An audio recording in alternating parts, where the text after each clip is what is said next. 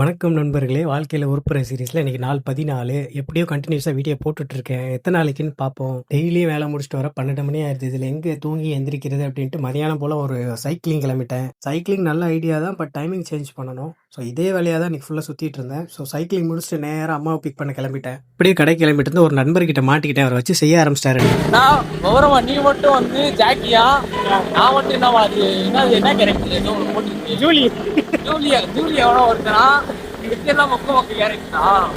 எனக்கு ஒண்ணு ஜாக்கியை போடு, அப்படி இல்லைன்னா அந்த தாத்தாவை போடுறா. சரி, நண்பர் சொன்னா கேட்டாகணும்ல.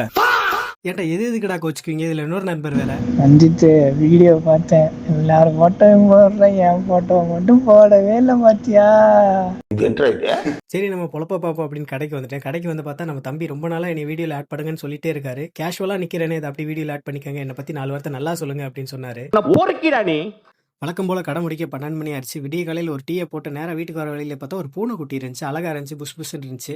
அது கூட கொஞ்ச நேரம் விளையாண்டுட்டு நேராக வீட்டுக்கு வந்து படுத்துட்டேன். எப்படி நாளைக்கு லேட்டாக தான் இருந்திருப்பேன். நாளைக்கு போவோம். பாய். சத்தியமா நீ எல்லாம் ஊருப்பட மாட்டேன்.